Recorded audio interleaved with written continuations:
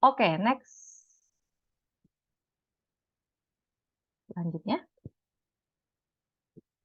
Kak, aku mau nanya ya, Kak. boleh. Yang tanda tangan itu pengaturannya bikinnya dari mana? Dari kita bikin dari Word terus baru masuk ke email atau bagaimana, Kak? Oh, enggak, sebenarnya nanti akan kita demoin ya. Jadi sebenarnya settingnya Oh, itu di tanda gambar setting di kanan. Nanti kita demoin, tenang aja. oh Tapi ya, kalau tanda terima kasih, tangan Kak. sama-sama. Tapi sebenarnya kalau tanda tangan di sini itu biasanya kalau di email tuh bukan tanda tangan yang beneran kayak tanda tangan kita di KTP gitu. Sebenarnya bukan seperti itu ya.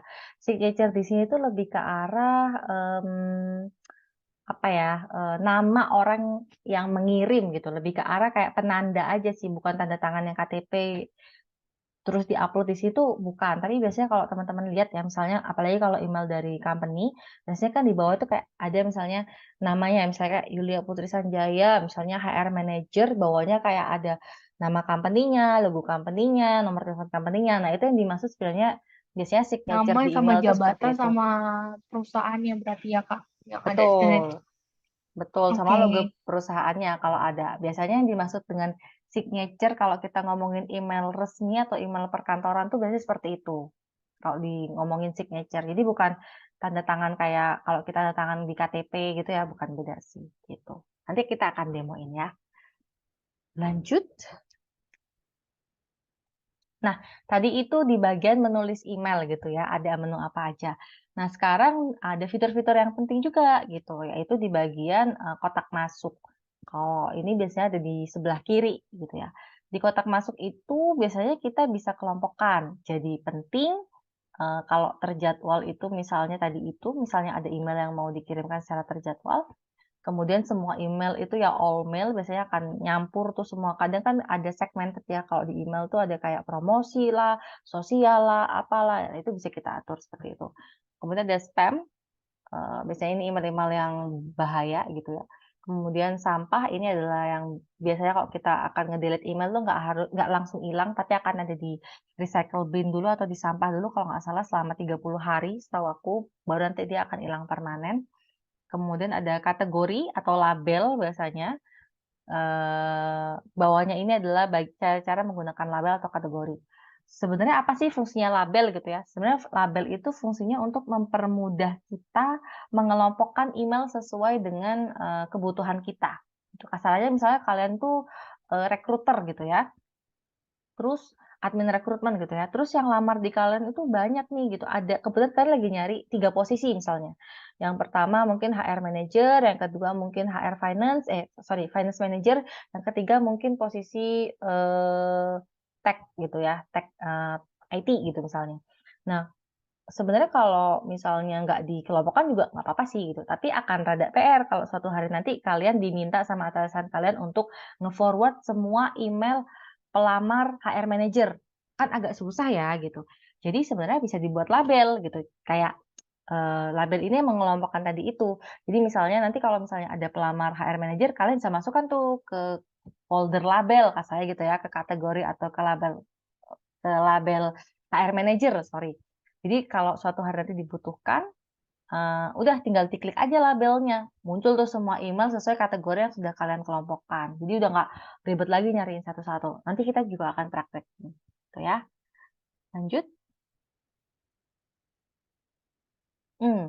Prakteknya berarti di belakang.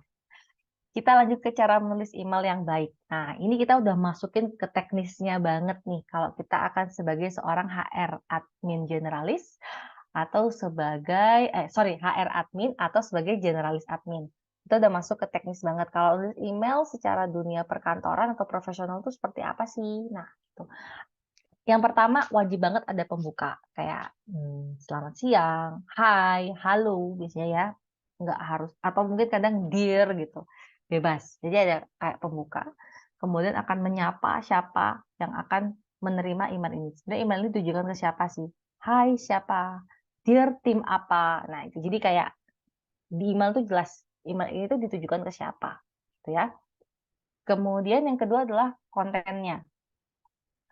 Biasanya sih selain tadi hai, halo gitu ya, kadang ada kalimat buka ya, misalnya melalui email ini atau bersama dengan email ini, kayak gitu ya. Contohnya misalnya kayak gitu, itu bagian dari pembuka, kemudian baru konten emailnya, kayak isinya apa sih gitu, intinya tuh apa, mau nyampein apa. Kalau ini adalah sebuah email yang berisi informasi. Tapi kalau ini misalnya ada email yang isinya selain informasi, ada butuh bantuan nih dari tim tersebut. Nah, itu bisa ditambahkan dengan yang namanya call to action. Call to action itu misalnya, aku butuh bantuan tim lain untuk ngumpulin sesuatu gitu ya ke aku maksimal tanggal berapa.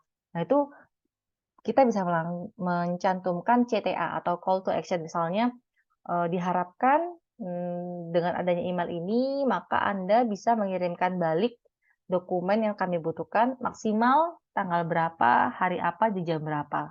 Nah, itu kayak request lah ya, istilahnya gitu.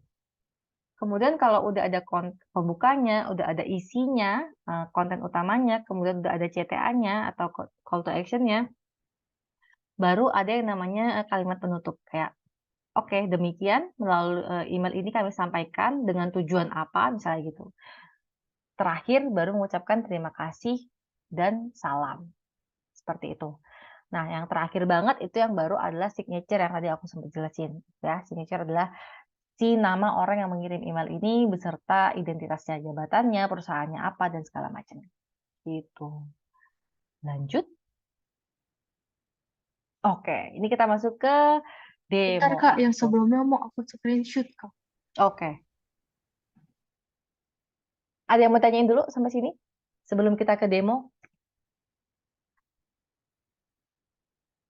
Apakah ada yang Makasih mau Kak. ditanya? Ya, sama-sama. Apakah ada yang Halo mau Kak, ditanya? Mm-mm. ya selamat malam. Ini Kak mau tanya untuk daftar penerima itu, biasanya kalau untuk di admin sendiri itu ada batasannya nggak sih daftar penerimanya? Kita Mas, ngirim emailnya ke orang gitu dari maksudnya, Gmail sendiri. sorry, maksudnya batasan itu seperti apa? Jadi jumlah penerimanya seperti itu Kak. Oh, nggak ada Soalnya sih. belum pernah sih aku ngirim email kayak banyak gitu ke banyak Gmail. Setahu aku tidak ada ya, setahu aku. Jadi, apa namanya, sangat-sangat terbuka mau ngirim ke 100 orang pun sih nggak apa-apa. Gitu, jadi nggak ada kok. Iya, makasih Gitu. Kak. Iya, sama-sama. Oke, kita langsung ke demo aja kali ya. Oke, kalau ke demo berarti aku yang harus share screen. Bentar ya. Kita pakai email aku yang isinya adalah iklan semua. Sebentar ya.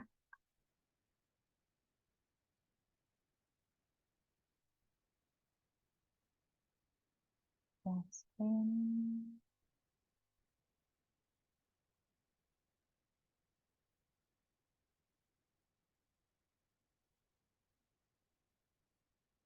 Apakah kelihatan teman-teman share screen-nya? Oke. Ini contoh emailnya ya. Kelihatan Kak. Ya, ini contoh email aku yang salah satu email aku yang jarang aku buka, makanya ada ininya. Kita mulai dari mana dulu tadi ya? Signature tadi ya, ada yang nanya. Kalau bikin signature itu seperti apa? Di sini, ini bisa dilihat ya, di setelan ini. Kemudian bisa dipilih lihat semua setelan. Nah, nanti kalian bisa bikin signature-nya di sini nih. Tanda tangan gitu ya, atau signature. Caranya bikinnya gimana? Kalian bisa bikin di sini buat baru misalnya gitu ya. Namanya misalnya apa ya? Signature admin kantor gitu kan. Misalnya gitu. Dibuat aja. Nah, nanti dieditnya di sini. Misalnya maunya pakai nama, terus posisinya tadi ya misalnya, terus nama kantornya misalnya. Terus kalau ada logo bisa juga disisipkan di sini. Ini kan ada banyak ya, bisa menyisipkan foto juga kan. Nanti bisa disisipkan di sini logo-logonya. Terus kalau udah ini udah kesimpan signature admin tadi ya. Terus apa juga? Oh, mungkin aku juga bisa kasih tahu lagi kalau sebenarnya di Gmail itu kalian juga bisa kirim email otomatis. Jadi misalnya nih, nanti kalau udah kerja gitu ya, terus kalian cuti gitu. Nah, biar orang yang ngirim email ke kalian tuh tahu kalau kalian tuh slow respon karena kalian lagi cuti, itu ada kayak gini nih, ada pilihan penjawab saat libur. Ini bisa diaktifkan. Diaktifkan itu kayak mau dari tanggal berapa sampai tanggal berapa. Nanti kalian bisa tulis kayak misalnya, "Hai, mohon maaf, saya akan telat bales gitu ya. Mohon maaf, saya akan late reply karena saya sedang cuti." Saya kayak gitu. Itu bisa banget. Jadi kayak akan ada email otomatis yang terkirim ketika kalian cuti. Jadi orang yang email kalian tuh tahu kayak, oh ya udah berarti emailku nggak akan dibalas hari ini karena dia lagi cuti. Dan nanti akan dibalasnya setelah cuti. Itu juga ada seperti itu. Nah kalau udah nanti ini aku matiin dulu ya. Oke. Ini akan diklik simpan perubahan. Oke, nggak lama. Ya, dah. Kita masuk ke sini ya. Tulis. Nah, biasanya kan seperti ini ya. Oke, kita tutup. Kita gedein. Siap. Nah, ini seperti biasa lah ya kepada subjek. Tadi kan ada pertanyaan, sebenarnya ada batasan nggak sih jumlah orang yang akan kita kirimin? Jawabannya sih setahu aku nggak ada ya. Gitu. Tapi bentar deh, aku mau nanya sama teman-teman. Teman-teman tahu nggak sih bedanya CC sama BCC? Ada yang tahu nggak? Apa bedanya CC dan BCC? Kalau CC kelihatan, kalau BCC tidak kelihatan. Penerimanya ya? Iya. Betul sekali nih. Jadi kalau CC itu kayak kita tujuan utamanya mau ngirim ke siapa nih gitu ya. Misalnya ke si A, itu ditulisnya ke kepada. Tapi misalnya supaya atasan kalian tahu gitu ya kalau kalian itu juga udah ngirim email ke orang yang diminta sama atasan kalian gitu. Nah, kalian bisa CC atasan kalian sorry, kalian bisa ikutkan atasan kalian di bagian CC ini. Tapi kalau CC itu kelihatan gitu, kalau selain kalian ngirim ke si orang ini gitu ya, ke kepada, si kepada ini juga tahu kalau, oh ternyata yang nerima email ini bukan cuma saya, tapi juga ada orang lain yang ada di CC. Nah, tapi kalau misalnya kalian pengen, aku nggak pengen orang yang aku kirimin email tuh tahu, kalau selain ngirim ke dia itu aku juga ngirim ke orang lain. Nah, itu pakainya BCC gitu ya, born CC gitu.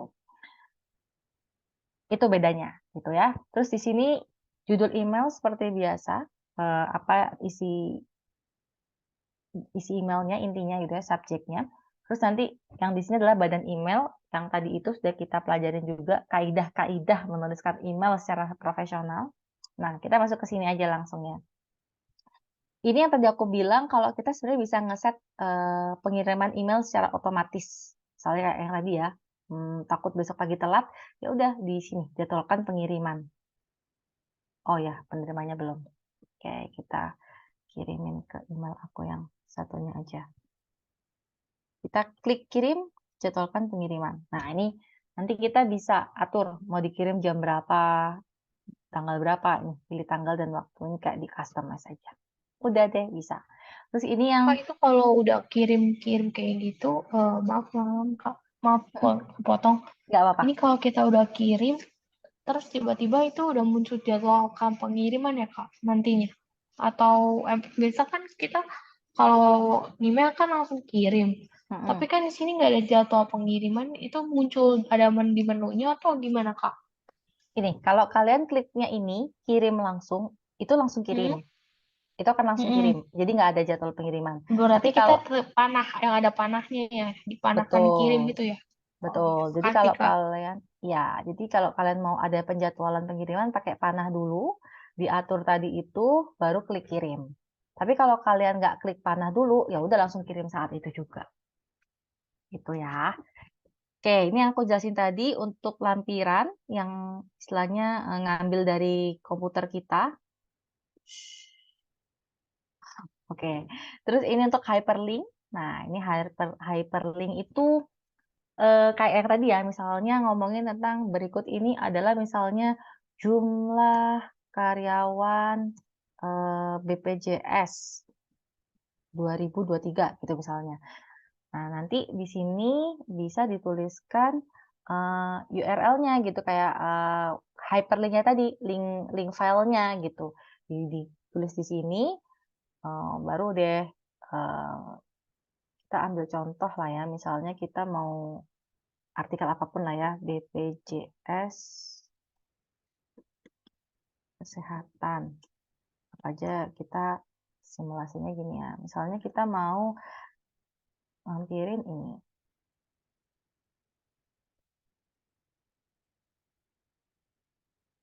Ini kan hyperlinknya tadi kita masukin ke sini.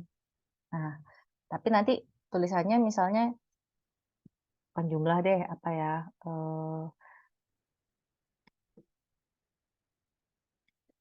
kanal BPJS Kesehatan terdaftar. Misalnya gini.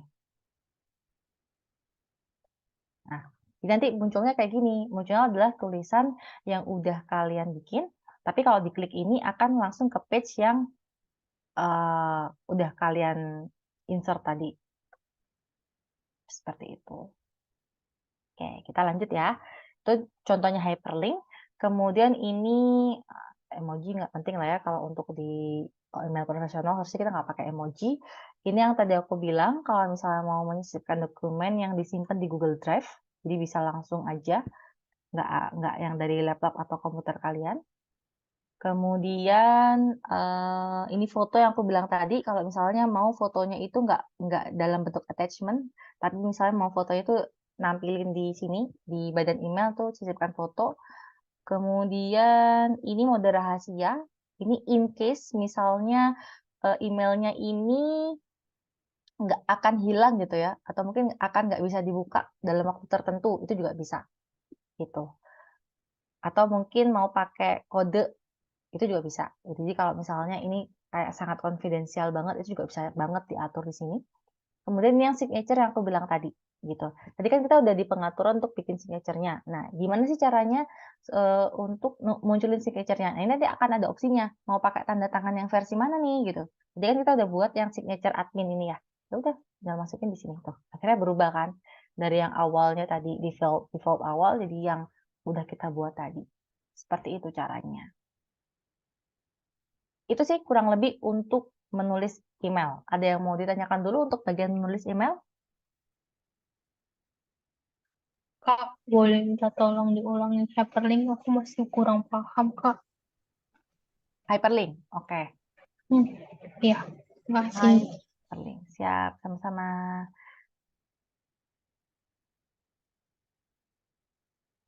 Ini ya, sebentar. Nah, contohnya misalnya tadi ya, kita mau masukin alat page tentang BPJS Kesehatan di dalam email kita. Nah, kita copy alamat apa ya ini ya, alamat webnya BPJS Kesehatan, gambarnya gitu ya. Terus kita balik ke email kita, terus kita klik hyperlink. Misalnya kita mau nulis tadi ya, misalnya kita mau bilang gini, karyawan silahkan masuk ke web BPJS Kesehatan untuk pendaftaran, saya gitu ya.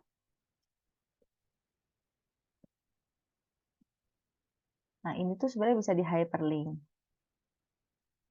Nah, caranya bisa gitu. Bisa kalian ngetik dulu tulisannya, kayak terus kalian blok aja, terus kalian klik hyperlink.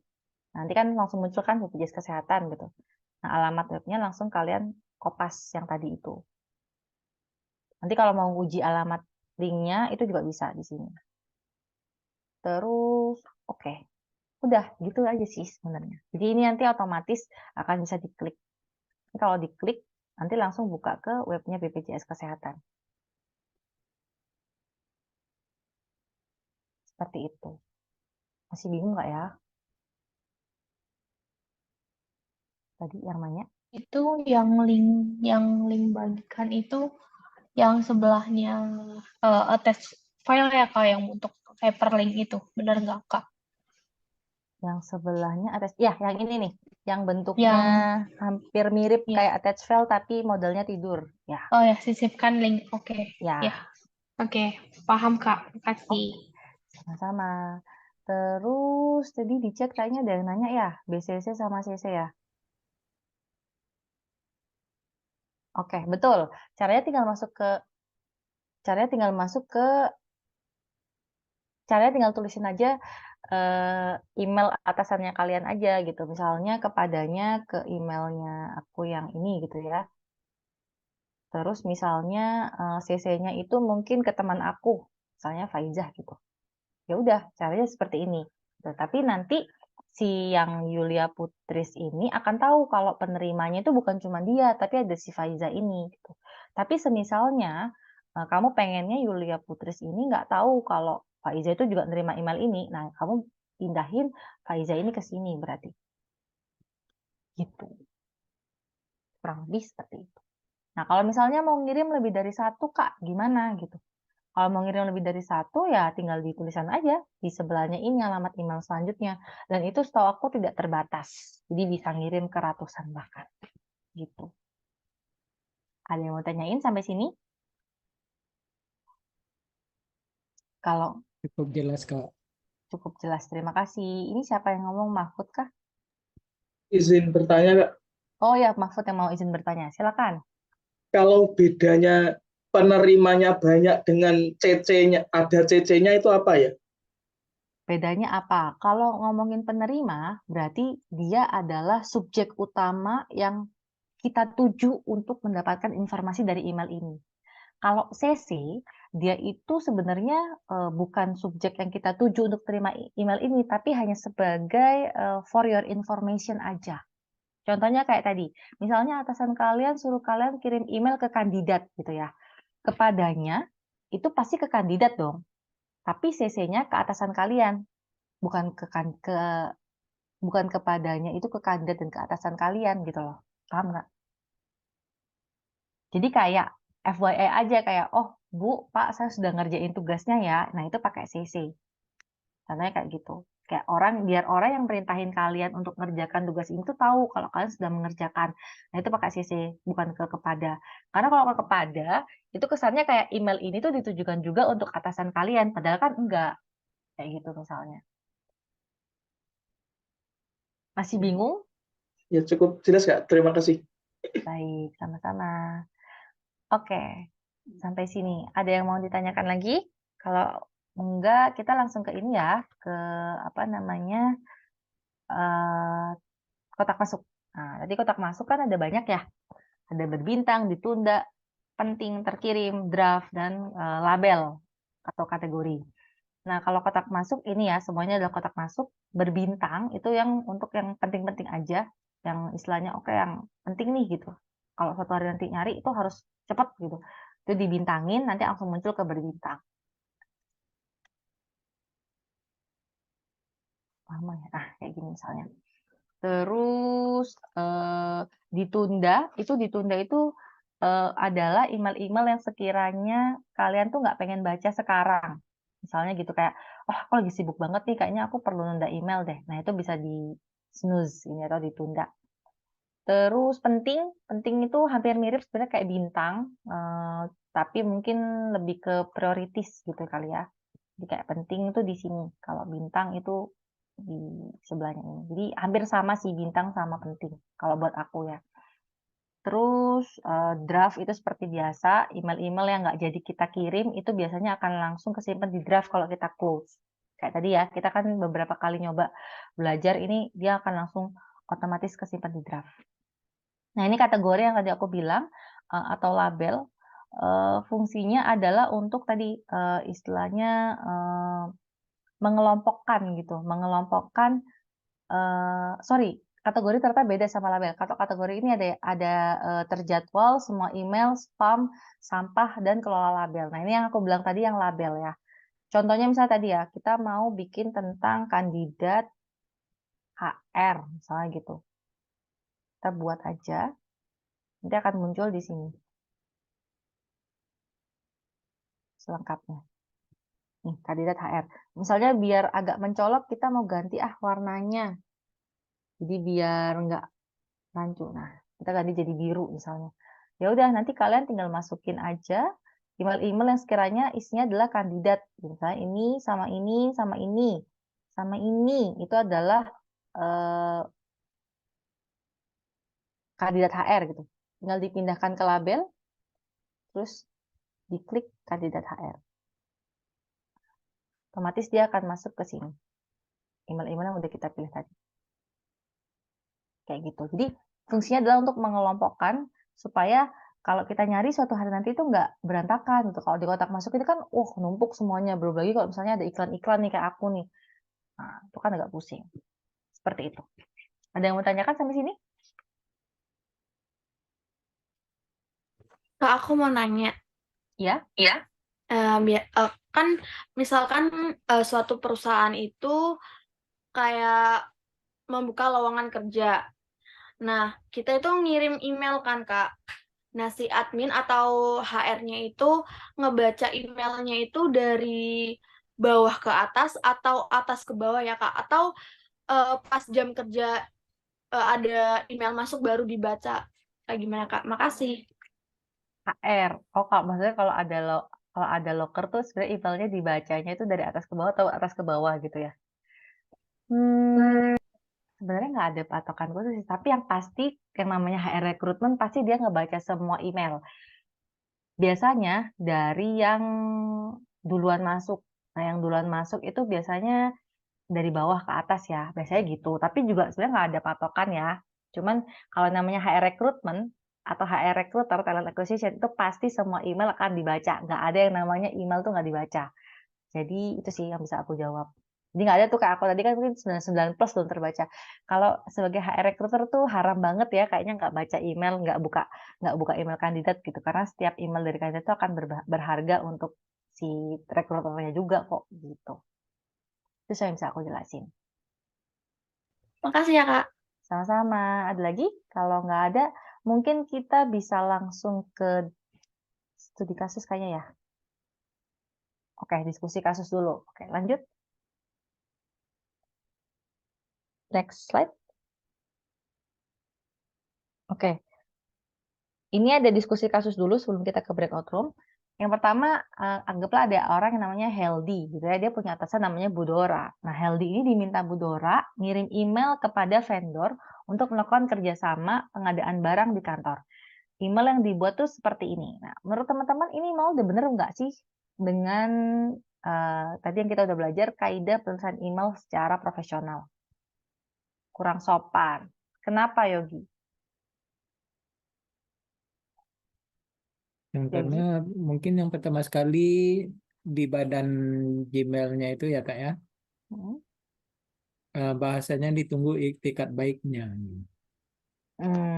Kayak nggak sopan gitu ya. Oke, selain itu ada lagi, ini ada yang di chat nih. Clara mungkin. Clara, kenapa nih Clara? Subjeknya belum diisi, Kak. Betul, nggak ada judulnya ya, nggak Terus ada subjeknya. belum ada kata kalimat pembuka dan isinya itu belum sesuai dengan bahasa formal. Terus belum juga ada kalimat penutupnya. Iya, bener banget. Jadi kayak nggak ada strukturnya gitu ya, kayak ngomongnya enak banget gitu, nggak sopan. Apalagi ini dengan pihak di luar kantor gitu, dengan pihak ketiga. Jadi harusnya bahasanya jauh lebih formal dan lebih terstruktur. Oke, good. Semuanya benar, jawabannya di chat juga benar. Kurang lengkap konteksnya, kurang profesional, nggak lengkap, belum lengkap. Oke, semuanya benar. Jadi kalau nggak paham ya, kalau menulis email, apalagi secara dunia kerja, itu nggak bisa langsung to the point seperti ini. Kalau ke teman mungkin bisa. Tapi kalau ke partner atau mungkin ke perusahaan lain, apalagi itu wajib banget pakai kaidah penulisan yang benar. Yang sudah kita pelajari tadi. Next. Oke, studi kasus. Langsung, next. Ya, ini akan ada di breakout room kurang lebih 15 menit ya.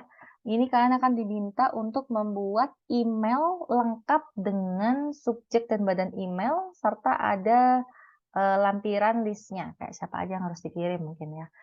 Terus harus menggunakan fitur atur, ngatur email tadi ya, dijadwalkan, dikirimkan tanggal 23 Desember.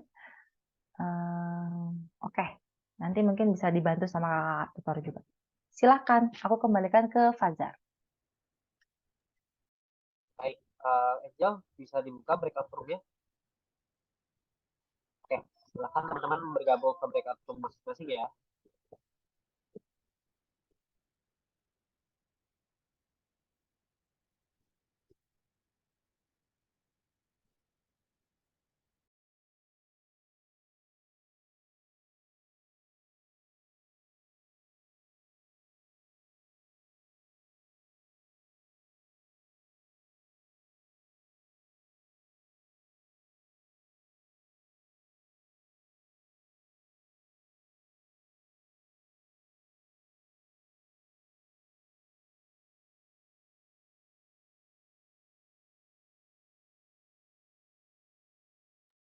mereka ini udah tinggal nunggu aksesnya mereka aja sih Kak. So, breakout room. Kita bisa obrol sedikit aja tentang masalah ini. Ya, Oke, klik. kita lanjut ya. Oke teman-teman, udah balik lagi ya semuanya sambil nunggu kita, oh udah full tim. Oke, langsung aja kali ya Fajar, untuk mempersingkat waktu, mending kita langsung ke materinya dulu aja ya. Udah 8:30 soalnya. Lanjut, Fajar bisakah untuk bantu aku lagi?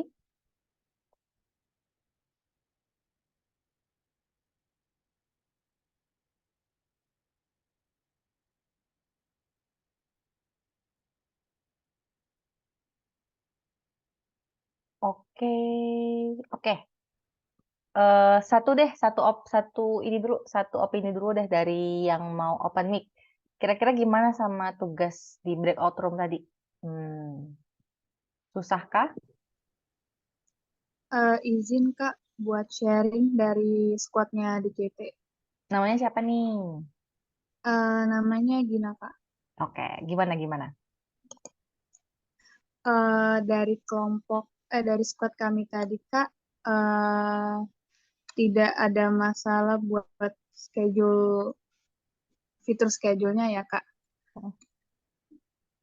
Aman ya? Iya, kelompok kami Udah selesai? aman. Udah selesai. Wes, mantap. Udah bisa disubmit dong ya, langsung. Udah bisa. Sip, nggak ada PR berarti. Iya. Oke, thank you Kina dari DCT. Iya, DCT itu Kak. singkatan apa sih? Dream comes true. Oh, keren. Dreams comes true. Oke, semoga beneran ya mimpinya akan terwujud. Amin. Terima kasih Kak. Lanjut. Sama Gina. Lanjut. Oke, tadi udah ditanya ya. Kenapa sih harus pakai CC atau BCC? Kenapa nggak langsung aja? Tadi yang nanya siapa tadi? Ayo. Mahfud ya kalau nggak salah ya. Atau siapa dia yang nanya ya? Kenapa sih kok harus pakai CC? Kenapa nggak langsung aja? Kenapa harus pakai Ya, CC? saya Kak, Mahfud. Ya, Mahfud. Jadi bisa dijelasin nggak kenapa harus pakai CC atau BCC? Kenapa nggak langsung aja? Tuh, sekarang kamu yang jelasin ya ke teman-teman. Ya, dari study case tadi itu untuk penerima itu memang tujuan utama kita yang mau kita tuju gitu Kak. Emailnya untuk siapa? Lalu untuk CC atau BCC itu untuk konfirmasi aja kalau kita sudah melakukan pengiriman email. Oke, itu ya kurang lebih teman-teman ya. Nanti kalau ada yang kurang jelas, sudah langsung tanya ke Mahfud berarti. Mahfud udah paham banget tuh kayaknya sama CC Gimana BCC. kamu Put? Tadi BCC gimana kamu Put? Tuh. Jadi bingung aku. Oke, boleh Jadi aku udah bisa dibantu jelasin. Kak Udah kelihatan ya. Mahfud. Kaderanya Satu masih. tim ini Kak. Gimana Mahfud? Yaitu CC dan BCC itu kayak untuk konfirmasi aja kalau kita sudah mengirimkan email ke orang yang dituju. Mengirim ke orang yang sudah dituju BCC. CC dan Tapi BCC. yang nggak kelihatan ya kalau yang Ya. di BCC itu. Oke, kasih kamu aku. Mantap. Terima kasih Mahfud. Kapan-kapan boleh nih jadi asistennya SME nih kayaknya ya. Lanjut, diskusi kasus lagi. Oke, lanjut. Next. Nah, ini ada case lagi ya. Kita bahas di sini juga. Suatu hari kamu menerima email dari vendor yang berisi hasil perjanjian kerjasama.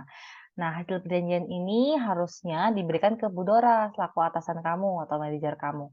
Apa yang akan kalian lakukan sama email ini? Jadi kayak ada email tuh salah kirim. Si orangnya itu salah kirim. Harusnya ngirimnya ke atasan kalian, tapi dia ngirimnya ke kamu. Kamu mau ngapain nih? Kalian mau ngapain nih?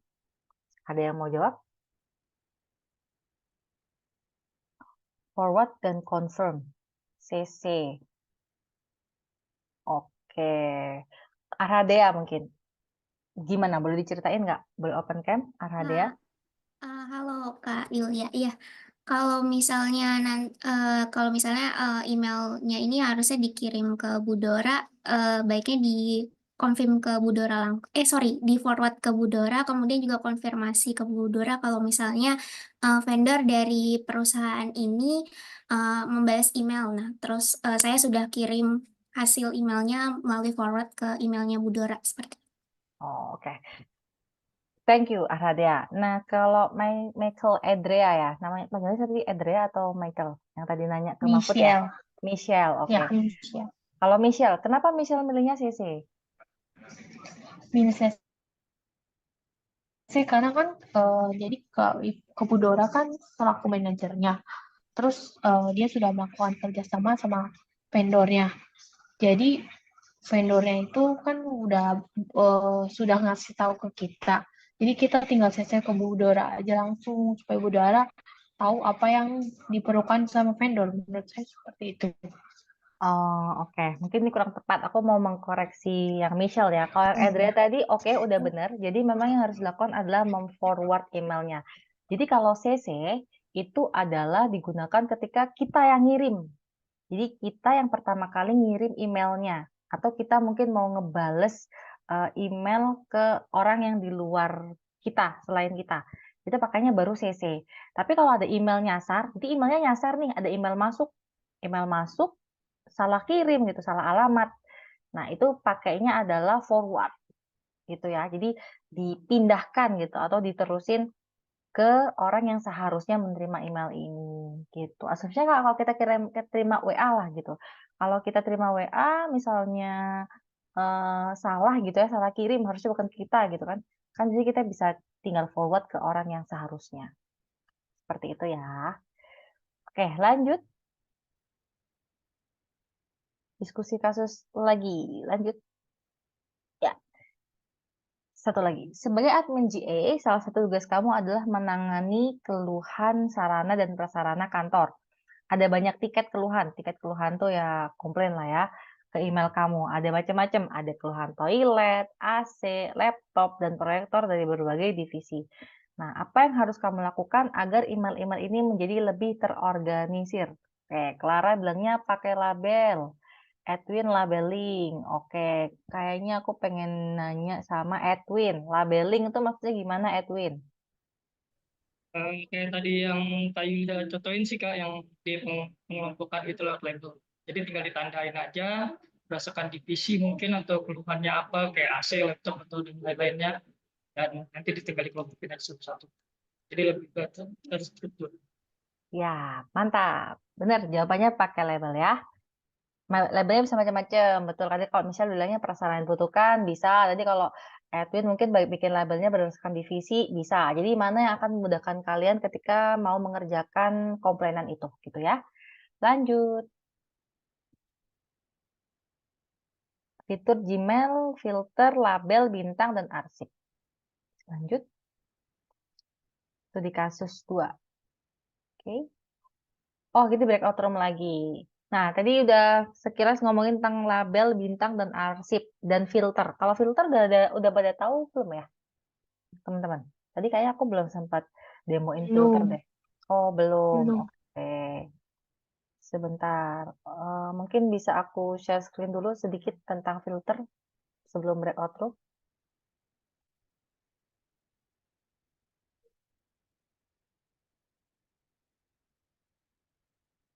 Oh, ini udah bisa ya aku share screen ya. Oke, sorry. Oke, filter itu di sini teman-teman. Di sini. Telusuri dalam email. Itu sebenarnya filter.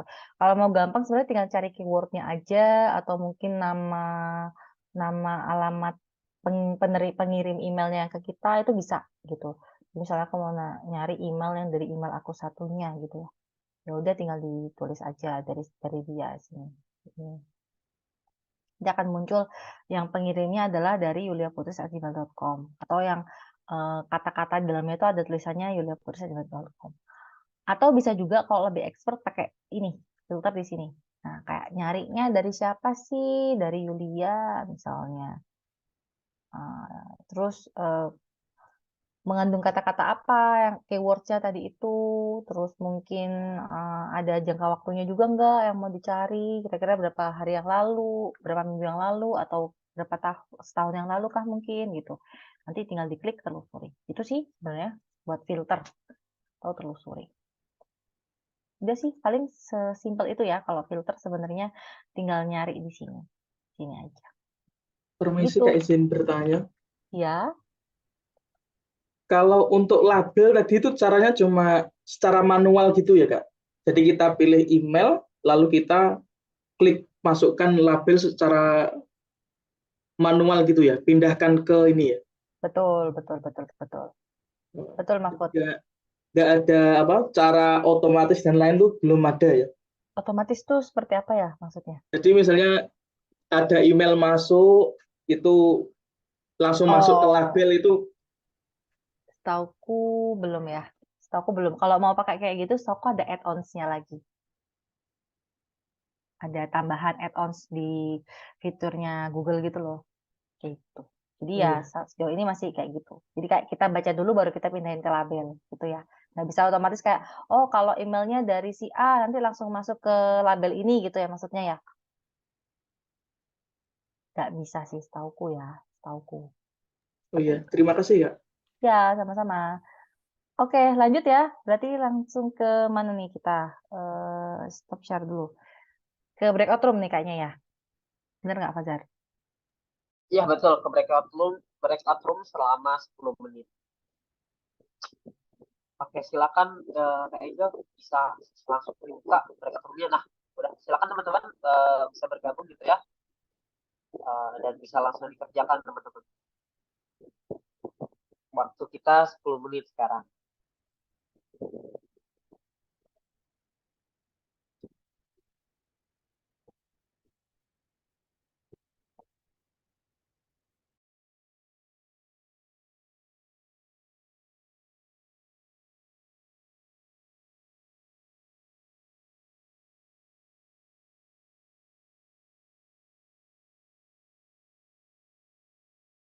Oke, sambil nunggu. Oh, oke, udah 47 orang. Sip, langsung satu orang. Boleh sharing.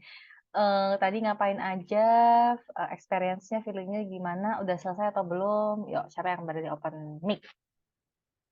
Oke, aku izin buat sharing ya Kak Yulia. Oke. Mm-mm. Jadi tadi kami coba share screen salah satu email dari anggota, terus dipraktikin langsung, terus kami diskusi terkait fitur-fitur seperti filter, label, arsip, sama start. Terus kami juga tadi diskusi kalau misalnya udah di arsip, gimana nih cara ngebalikinnya lagi supaya nggak ke arsip. Kayak gitu sih Kak kurang lebihnya. Oke, sip, thank you, Aradia. Udah selesai semua? Aman Kak, sudah. Oh, mantap. Sip, oke, thank you. Lanjut ya, berarti hopefully semua juga udah selesai dan punya experience yang gampang lah ya buat sama kayak Aradia tadi. Kita lanjut ke topik yang selanjutnya. Kalau tadi udah ngomongin kupas tuntas tentang email-emailan, sekarang kita ngomongin tentang penyimpanannya nih gitu. Tadi kan sempat ada singgung sedikit-sedikit tentang nyimpen dokumen di Google Drive gitu ya. Lanjut. Nah, ada yang pernah dengar OneDrive? Atau belum ada yang pernah dengar tentang Google Drive? Coba, boleh. Open mic atau di chat? Pernah. Pernah. Clara ini pernah yang mana nih? Dua-duanya pernah?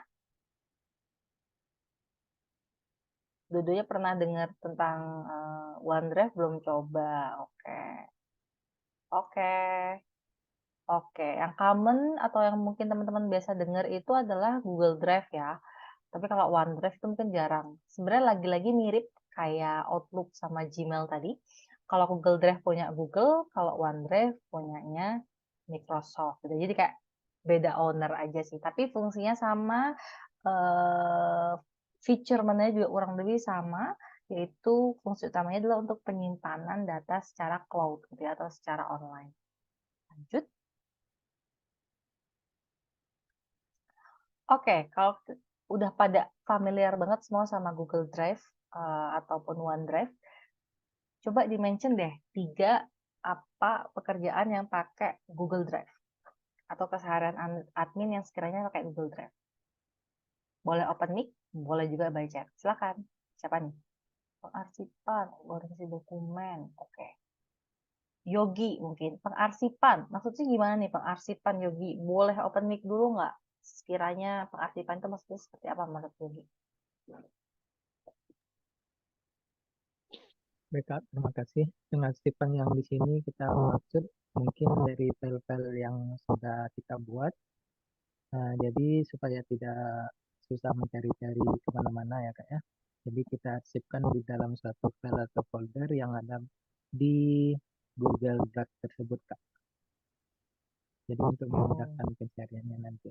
Oke, jadi kayak dikelompokkan supaya mudah nyarinya gitu ya. Iya, benar, Kak. Oke, terima kasih untuk Yogi. Mungkin aku mau nanya satu lagi ke Ayuning Sekar dari Istri. Ya benar ya, Istri ya sportnya ya. Iya, Kak. Ayuning Sekar. Google Drive nyimpen dokumen penting aja sih, Kak. Kayak misal ada backup juga gitu misalnya kehapus di komputer. Jadi misal masih ada di di Google Drive gitu. Itu aja sih, Kak. Terus kan bisa dikelompokkan juga di folder-foldernya gitu. Betul. Mm-mm. Oke, ada satu lagi mungkin yang mau nambahin selain tadi Yogi sama Ayuning Sekar, tadi itu udah mirip sama Yogi ya untuk organisasi dokumen kurang lebih sama. Ada satu lagi mungkin yang bisa menambahkan kira-kira apa sih kerjaan admin? Halo Kak, aku Nada. Jadi untuk Google Drive itu sendiri tuh biasanya datanya kan lebih banyak. Jadi misalnya dari kakak mau lihat nih hasil kerja aku yang datanya banyak, jadi bisa ngasih nge-linknya gitu. Jadi Bisa share. nggak perlu ya share. Jadi di Gmailnya itu nggak perlu kita kirim filenya. Jadi langsung nge-link ke Google Drive-nya aja. Jadi lebih banyak folder yang bisa diisi. Makasih. Oke, jadi mungkin mirip sama kayak yang Yosea ini ya, bisa share dokumen secara lebih efisien gitu ya, nggak perlu kayak upload satu-satu dokumennya, tapi cukup kasih linknya aja, nanti di dalamnya udah banyak dokumennya gitu ya. Oke, sip, berarti kurang lebih teman-teman sebenarnya udah paham ya, gampang lah ya, ini kayak udah sehari-hari dipakai teman-teman. Lanjut dulu mungkin. Nah, kerjaan admin dengan Google Drive tadi udah dijawab sama teman-teman, yaitu satu mengarsipkan dokumen atau file ya, atau menyimpan tadi itu. Yang kedua adalah merapikan dan mengorganisir folder atau file, teman-teman juga udah jawab itu. Yang ketiga yang baru saja dijawab adalah memudahkan berbagi file atau sharing dokumen ya. Jadi semuanya benar, tiga-tiganya sudah disebutin sama teman-teman. Hebat banget kalian. Lanjut. Oke, ini mengelola G Drive atau Google Drive. Yang pertama adalah menyimpan file seperti biasa ya. Tinggal kalau dari komputer biasanya tinggal ditarik gitu ya ke Google Drive-nya, atau juga bisa upload secara manual juga bisa. Kemudian berbagi file dengan mudah, tadi juga udah disebutin sama Nada ya kalau nggak salah ya. Tinggal di-share gitu ya, tinggal kirim email, kasih linknya aja, atau mungkin tinggal ditambahin tuh di biasanya kolom kanan atas kan ada tulisan berbagi gitu ya, tinggal dimasukin alamat email yang mau kita kasih dokumen kita, langsung tuh udah terbagilah filenya gitu ya. Mudah diakses dari HP maupun komputer ya, karena nggak perlu bawa laptop kemana-mana sebenarnya kalau kalian nyimpen dokumennya di Google Drive ya, cukup modal internet, kalian udah bisa kerja dari device apapun dan dimanapun. Kemudian terintegrasi dengan layanan Google lainnya gitu. Nah, ini mungkin aku sedikit fun fact ya. Aku tuh selama kerja dari tahun 2016 itu hampir nggak pernah nyimpen dokumen di laptop. Jadi dari 2016 itu aku selalu nyimpen semua kerjaan aku tuh di Google Drive. Dan itu sangat-sangat memudahkan gitu. Karena kalaupun misalnya aku lagi cuti gitu ya, tiba-tiba atasan aku urgent nih butuh. Aku udah nggak bingung, udah nggak usah kepikiran. Tinggal buka laptop siapapun gitu, nggak harus laptop aku. Tinggal masuk deh ke akun Google aku. Udah, aku juga udah langsung bisa kerja. Seperti itu. Ini yang tadi ya menu-menunya, mungkin bisa dilihat di sini ada My Drive. My Drive ini adalah drive utamanya yang punya kita. Kemudian adalah Share with Me. Share with Me ini lebih ke arah apa ya, dokumen-dokumen dari orang lain yang dibagikan ke kita. Nah, gitu kayak misalnya aku mau berbagi dokumen sama Kori nih gitu. Nah, file yang aku bagian ke Kori itu akan masuk ke Share with Me. Recent itu yang terakhir kali kalian buka gitu ya. Biasanya kalau kalian sering buka juga akan masuk ke recent. Start itu yang penting, yang sekiranya kalau kalian butuhin tuh harus cepat untuk bisa kalian temukan tuh bisa di start. Bin ini tempat sampah. Ya, hampir sama sih kayaknya. Kalau misalnya kalian hapus data, dokumen, file, foto atau apapun itu dari Google Drive, biasanya nggak akan langsung hilang, tapi akan masuk dulu ke sini selama kurang lebih 30 hari. Kalau udah 30 hari nanti akan hilang secara otomatis. Seperti itu. Lanjut, next. Oh, kita langsung demo dulu. Oke, baik, siap. Kita demo dulu nih, demo lagi. akan share screen. Iya, kita masuk ke sini ya. Teman-teman tahu nggak kalau misalnya dari email ini gimana caranya aku mau ke Google Drive tanpa aku harus ngetik drive.google.com? Ada yang tahu caranya? Boleh open mic, bantuin aku. Gina, gimana Gina? Boleh nih bantuin aku gimana caranya? Baik, Kak. Caranya buat kita langsung ke lihat Google Drive dan lihat lainnya, ada di samping profil kita, itu ada titik 9. Nah, kita klik di situ. Nah, di situ semuanya ada, mau YouTube, mau Gmeet, mau Google Docs, mau Google Sheet, Google Drive juga ada, kalender juga ada. Terus kita pilih Google Drive, bacaan Drive. Oke, betul sekali ya. Iya, emang itu adalah apa namanya caranya gitu ya. Kalau kita lagi ada di Gmail terus harus buka Drive nih, tapi nggak mau ngetik drive.google.com karena takutnya nanti beda akun lagi. Nah, udah cara kayak gitu tadi yang udah dijelasin sama Gina. Terima kasih Gina. Nah, ini tadi menu-menunya ya ada di Drive saya. Kalau misalnya mau upload dokumen yang baru bisa pakai klik baru, kemudian bisa upload file atau upload folder. Tapi kalau mau cara gampangnya tinggal ditarik ke sini gitu ya. Dokumen yang dari komputer ditarik aja ke sini nanti langsung ke upload juga. Terus ini drive saya. Nah, kadang juga kita bisa aja sih nge-synchronize antara file di komputer kita sama di Google Drive. Cuman biasanya ini butuh space yang lebih besar gitu. Sebenarnya kalau yang free kan ini cuma 15 GB ya. Gitu. Jadi harus pintar-pintar milih sih mana yang sekiranya penting dimasukin drive, mana yang sekiranya ya udah di komputer aja gitu. Nggak perlu kayak anytime anywhere kita harus buka filenya gitu. Nah, ini yang tadi aku bilang share with me atau diberikan kepada saya. Ini adalah file-file yang sekiranya dibagiin sama orang lain ke aku gitu ya, ada macam-macam di sini. Terus terbaru itu yang terakhir aku buka intermittent fasting. Oke, terus berbintang. Ini yang penting-penting ya. Karena aku belum pernah berbintang. Ini yang spam. Spam ini kalau misalnya ada dokumen yang sekiranya ganggu banget buat kalian, bisa di spam. Ini terakhir adalah sampah.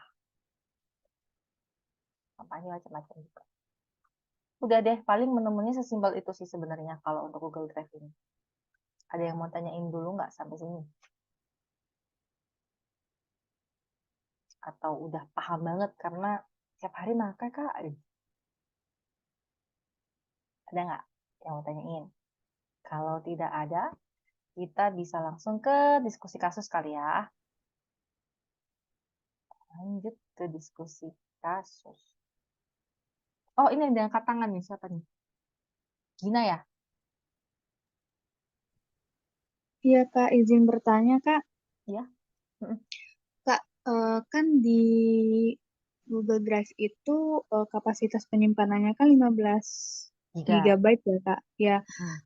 Nah, tadi kan Kakak bilang kita semua mau nyimpen file-file kita, kerjaan kita tuh kan di Google Drive. Nah, gimana Kak cara mengatasinya kalau misalkan Google Drive kita tuh udah penuh nih Kak? Iya, atau kita ikut berbayar atau ada solusi cara lain gitu Kak? Oke, kalau untuk yang terima kasih sama-sama. Kalau untuk @gmail.com itu memang terbatas sampai 15 GB ya. Tapi biasanya kalau email kantor yang biasanya belakangnya domain kantor itu kayaknya lebih dari 15 GB deh. Kalau nggak salah ya, 30 GB kalau nggak salah. Tapi nanti mungkin aku bisa cek lagi. Nah, kalau misalnya tetap penuh gimana nih Kak? Kayak solusinya ada dua. Kita harus ngesortir lagi mana yang sekiranya perlu kita masukin Google Drive, mana yang udah bisa kita arsipkan. Contohnya misalnya, aku kerja dari 2016 itu misalnya ya, terus misalnya sekarang tahun 2018. Ya udah kita sortir aja mungkin file-file yang tahun 2016 yang sekiranya udah nggak akan aku buka secara sering gitu ya, bisa aku arsipin aja, bisa aku simpan aja di hard disk gitu atau mungkin di laptop. Seperti itu sih aku biasanya. Jadi kalau udah penuh ya aku harus pilih-pilih lagi mana yang file sekiranya perlu aku untuk arsipkan. Dalam artian arsipkan itu adalah di download gitu ya, di download untuk ada di laptop aja atau ada di hard disk aja, kemudian aku delete dari Google Drive, atau bisa juga kayak aku lihat lagi, kayak biasanya kan yang gede-gede itu apa sih, foto misalnya atau video, ya aku lihat lagi aja, kalau emang nggak butuh ya udah dihapus aja atau mungkin di-download terus disimpan.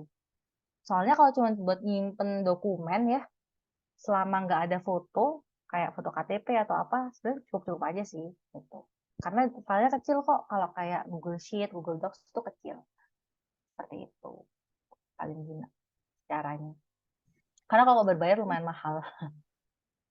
Iya, Kak. Baik, Kak. Terima kasih ya, Kak. Sama-sama. Oke, lanjut langsung ke diskusi kasus. Lanjut.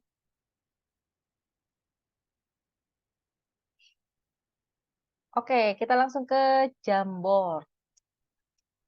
Ini Jamboardnya juga bisa teman-teman ini ya. Jamboardnya dari Fajar juga kah? Atau gimana? Ya, jambornya udah ada di kolom chat ya. Bisa langsung diklik aja. Oke, di share screen juga aja kali ya. Ada Jamboardnya. Juga sambil buka.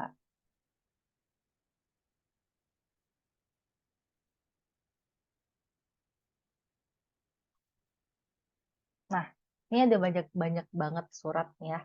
Aku butuh bantuan teman-teman untuk membantu mengelompokkan ini semua. Nah, kalau teman-teman juga bisa kan yang edit kok bareng-bareng ya. Surat permohonan izin cuti internal ya. Internal tuh apa sih definisinya? Ada yang mau open mic tuh nggak? Definisi surat internal tuh apa? Definisi surat eksternal tuh apa? Aku Kak, Ya, gimana? Thomas. ya, Kak. Jadi yang surat internal itu adalah surat yang berasal dari karyawan perusahaan, dari dalam perusahaan. Sementara surat eksternal itu berasal dari luar perusahaan. Contohnya kayak invoice vendor, terus status pengiriman starter kit, terus pembayaran barang dan lain-lain. Kayak gitu. Mantap. Oke, betul sekali. Jadi kalau surat internal itu ya surat-surat yang dari dan untuk karyawan yang dalam perusahaan gitu ya. Kalau surat eksternal itu adalah surat yang biasanya dari dan untuk orang-orang yang di luar dari perusahaan. Oke, kita lihat ya. Ini siapa nih yang udah ngebantuin untuk merapikan nih? Thank you banget. Dan benar ya, kita coba baca ya. Contoh surat internal adalah surat izin cuti, surat pemberhentian karyawan, pemberitahuan perubahan struktur organisasi, permintaan reimbursement, surat undangan town hall. Town hall tahu ya? Ada yang nggak tahu nggak town hall itu apa? Mau tahu town hall? Town hall itu semacam meeting besar untuk satu company gitu ya, untuk seluruh karyawan. Biasanya itu town hall itu adalah definisinya seperti itu. Kemudian surat keterangan dokter kalau ada yang sakit. Kemudian surat instruksi penggunaan fasilitas atau SOP. Kemudian surat edaran, surat pengembangan karyawan baru, surat keputusan perusahaan, surat status pengiriman starter kit. Oke, starter kit itu mungkin kalau kalian new joiners gitu ya, kalau karyawan baru itu kan biasanya kayak ada dikasih lanyard lah, dikasih alat tulis, misalnya itu juga bagian dari surat internal. Kemudian surat pengaduan. Nah, kalau surat eksternal, contohnya apa? Surat sponsorship, bener banget. Surat penawaran harga, bener. Surat invoice vendor, betul. Penangguhan pembayaran, pembayaran barang, pemesanan barang, pesanan vendor, dan pemberitahuan pengiriman. Oke, sip. Tepuk tangan buat kita semua. Kalian semua keren banget. Langsung selesai dalam 1 detik. Lanjut, Fajar.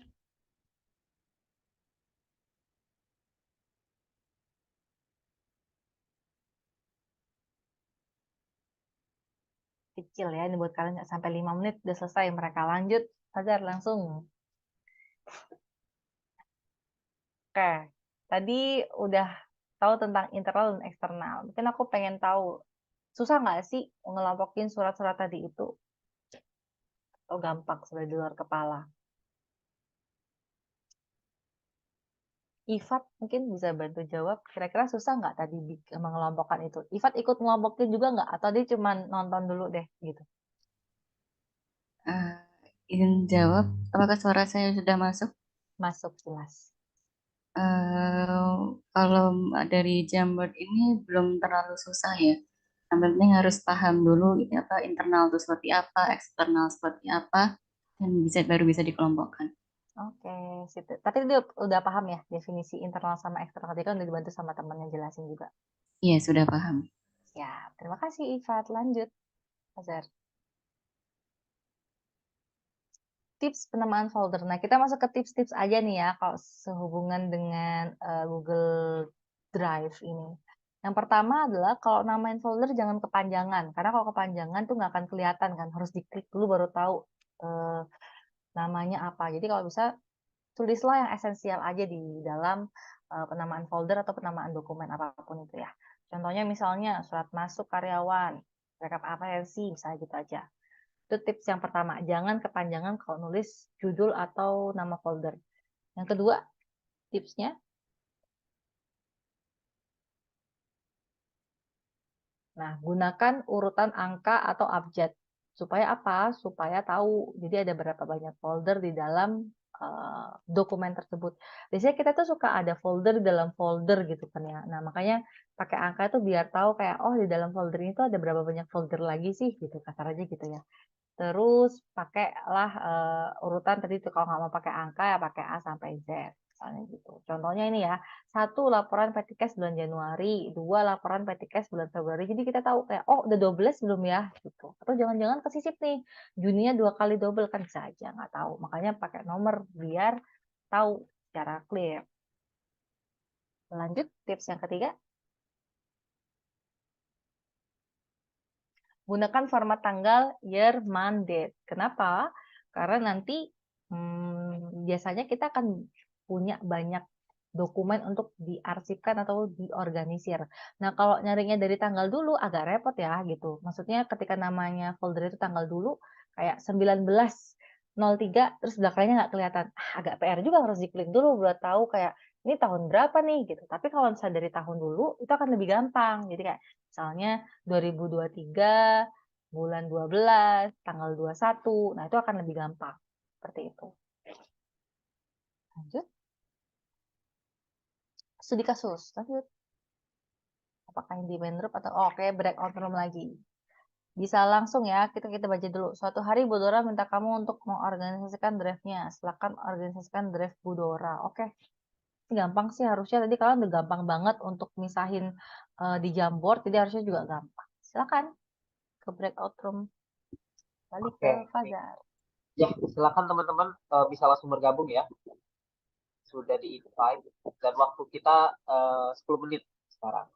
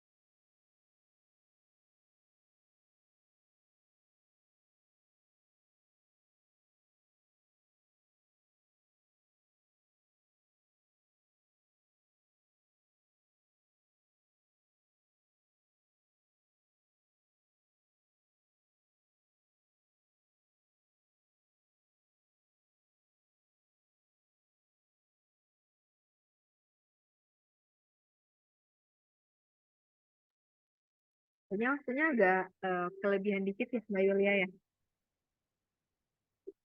Sorry ya. Eh, Soalnya iya. Soalnya kan 10 menit ya, berarti kan 9.18 ya. Ya nggak apa-apa Mbak Yulia. Paling kayaknya lebih 10 menit ya Mbak Yulia ya. Biar 5-10 menit sih kayaknya. Kan yang terakhir juga diskusi-diskusi aja kan.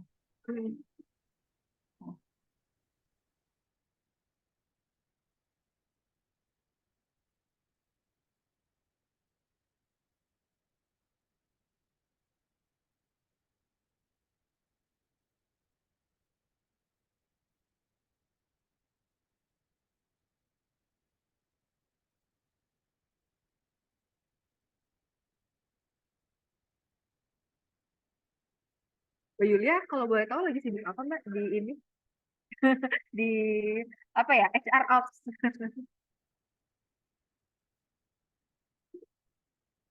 Mute Kak. Banyak BPJS. Nanti kan 1 Januari tuh udah. Gimana tadi di breakout room-nya? Bang, Riwa Kak. Riwa? Kenapa tuh Riwa? Harus ngalokin data itu tadi temen aku. Tapi aku lagi di RS jadinya nggak bisa ikutin. Oh, tadi banyak diskusi ya di breakout room-nya. Oh, ya. Oke, dulu ya, izin oke. Lagi di RS. Ya, kalau yang lain gimana? Masih proses upload ke Google Drive sih, Kak. Oh, masih proses upload ke Google Drive ya. Tapi untuk kategori ini gimana tuh tadi? Internal, eksternal, kategori. Oh, bukan.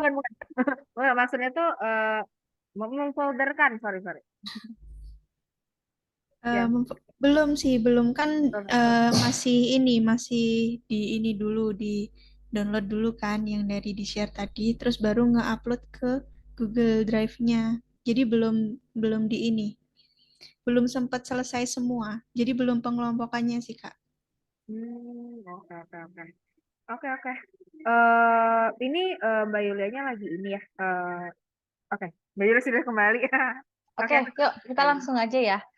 Oke, kita langsung ke diskusi lagi ya. Ada 2 diskusi lagi. Ya, suatu hari ada yang namanya Diana nih, dia admin JA. Dia bagiin dokumen penting ke salah satu karyawan dari marketing. Nah, dia beri akses sebagai editor untuk dokumen itu. Setelah itu dokumen itu banyak diedit dan berubah. Jadi kayak ada banyak orang yang bisa ngedit gitu loh. Akibatnya Diana ditegur sama Bu Dora. Kira-kira apa yang bisa kamu perbaiki dari tindakan Diana? Jadi kayak tadi ya kan salah satu Google Drive itu dia bisa sharing dokumen. Nah, dia tuh kasih akses can edit gitu, bisa edit untuk semua orang yang punya link itu. Akhirnya banyak yang nggak sengaja ngedit gitu ya mungkin, atau mungkin sengaja juga nggak tahu deh. Kira-kira kamu bakalan ngapain nih untuk keadaan tidak semakin fatal? Ada yang bisa bantu jawab? Ya, izin menjawab, Kak. Silakan. Ya, saya Mahfud izin menjawab. Mungkin untuk tidak diedit oleh semua orang itu kita pakai fitur yang tambahkan, Kak. Jadi kita hanya menambahkan 1 orang saja yang menjadi bertanggung jawab untuk mengedit. Jadi bukan semua yang memiliki link, tapi kita masukkan email 1 orang aja. Oh, jadi yang lain nggak bisa akses ke dokumen itu juga atau gimana? Iya, Kak, nggak bisa. Oke, Mahfud. Oke, ada yang mau jawab lagi nih kayaknya ya, Yosea. Silakan. Kalau dari saya sih pernah dengar kayaknya ada beberapa file itu yang bisa dikunci sih Kak Yulia. Jadi kayak, tapi saya lupa fiturnya apa, tapi itu kayak semacam watermark yang nggak bisa diubah sama siapapun. Kecuali yang punya kata sandinya kayak gitu. Oh, itu kalau file ya, berarti ya. Oke, ada jawaban lain?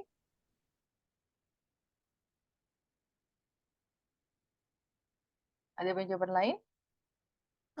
Mungkin bisa diatur kalau misalnya memang dokumen itu buat open for public, bisa diatur jadi viewer atau komentator aja Kak. Jadi nggak bisa diatur buat ngedit filenya, tapi masih bisa diakses sama banyak pengguna gitu.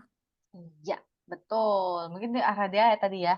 Jadi sebenarnya kalau kita pakai dokumen Google Drive atau mungkin Google Sheet atau Google Docs gitu ya, itu tuh sebenarnya di bagian kanan atas itu ada tombol bagikan.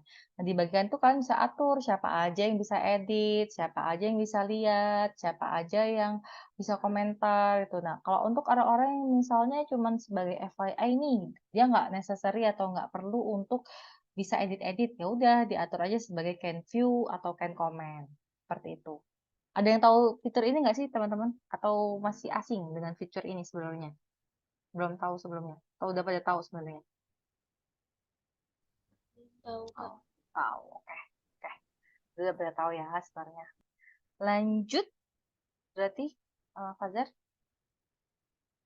Ya. Ini mungkin yang terakhir ya, diskusi yang terakhir. Jadi kamu adalah seorang admin, kamu diminta untuk membuat draft dokumen surat pemesanan meja untuk salah satu vendor kantor dan diminta untuk membagikan hasil kerjamu ke orang-orang yang berikut ini. Nah, kira-kira dari list orang yang ada di bawah ini, yaitu GA Manager, Admin Finance, Admin HR, Head of Finance, dan Kepala HR, kamu akan kasih akses ke siapa aja untuk bisa edit. Ada yang bisa bantu jawab?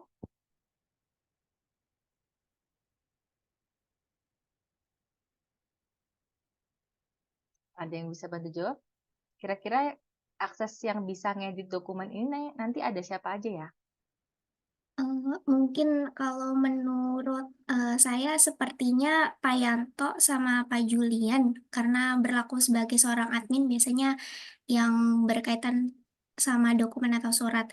Kalau misalnya kayak Bu Dora, Pak Diana, Pak Marwan yang levelnya level head gitu, bisa diatur jadi viewer dan komentator. Oke, jadi sesama admin HR kamu kasih akses gitu ya? Iya. Oke, ada lagi? Mungkin ada jawaban yang lain? Ada teman-teman yang punya pendapat yang lain? Selain Ahadia? Kira-kira siapa yang akan kamu kasih akses untuk can edit?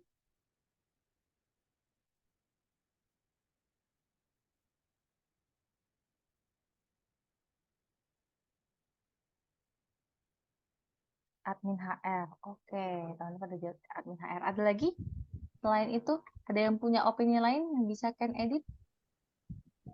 Mungkin admin finance dan head of finance karena berhubungan dengan vendor yang berhubungan dengan uang mungkin. Oke, iya. Oke, betul banget. Sebenarnya nggak relevan kalau kita harus ngasih akses juga ke admin HR. Kenapa? Karena ya posisinya sama-sama admin. Buat apa dia harus bisa ngedit? Kan kita udah adminnya, kita udah admin HR-nya, kita yang udah bikin request-nya. Kenapa harus teman kita misalnya sama-sama admin HR harus bisa ngedit? Jadi nggak necessary untuk mereka bisa edit juga. Jangan-jangan kalau mereka bisa edit juga nanti malah rancu datanya.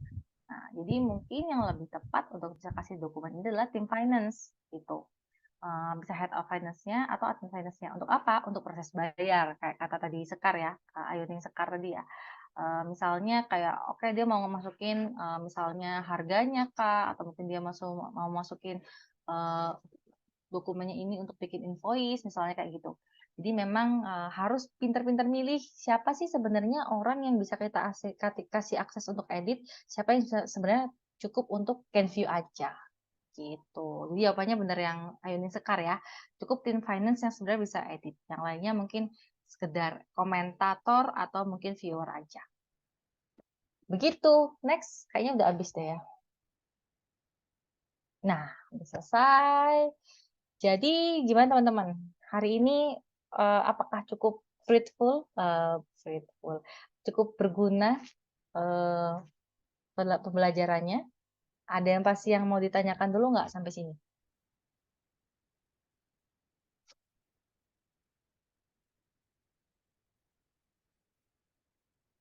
Nggak ada? Oke, kalau nggak ada, karena waktunya juga udah malam, mungkin dari aku cukup sekian dulu. Nanti kalau ada yang ditanyain, terakhir-terakhir bisa tanya ke tutor atau ke mentor. Pasti mereka tahu lah ya tentang ini semua. Dari aku mungkin sekian dulu. Terima kasih teman-teman buat waktunya, atensinya, semangatnya. Semoga kawan-kawan bisa ketemu lagi di kelas yang lain ya. Terima kasih, selamat malam. Aku balikin ke Fajar. Silakan Fajar. Oke, baik. Terima kasih Kak Yulias malam ini. Terima kasih juga buat teman-teman yang sudah hadir dan kakak-kakak tutor juga yang sudah hadir menemani teman-teman di sini. Mungkin aku mau izin remind teman-teman tadi yang udah teman-teman kerjain semuanya 3 kali gitu ya masuk breakout room. Silakan nanti diupload ke LMS teman-teman. Yang belum selesai silakan diselesaikan terlebih dahulu. Batas maksimal pengumpulannya itu 2 hari setelah hari ini. Jadi aku harap teman-teman bisa mengerjakan gitu ya, bisa mengumpulkan tepat waktu. Mungkin itu aja teman-teman, terima kasih. Aku mau ingetin besok juga kita masih ada kelas gitu ya sebelum liburan gitu ya, sebelum tahun baru nih teman-teman. Aku akan ucapinnya besok aja mungkin ya, jangan malam hari ini. Semoga saya harap teman-teman besok tetap hadir gitu ya. Ya nggak apa-apa lah malam minggu kita belajar bareng-bareng gitu ya teman-teman. Mungkin itu aja. Terima kasih teman-teman. Aku ucapkan terima kasih. Wassalamualaikum warahmatullahi wabarakatuh. Kita berjumpa besok hari. Terima kasih teman-teman. Terima kasih, Kak. Terima kasih Kak. Terima Iya, kasih. makasih.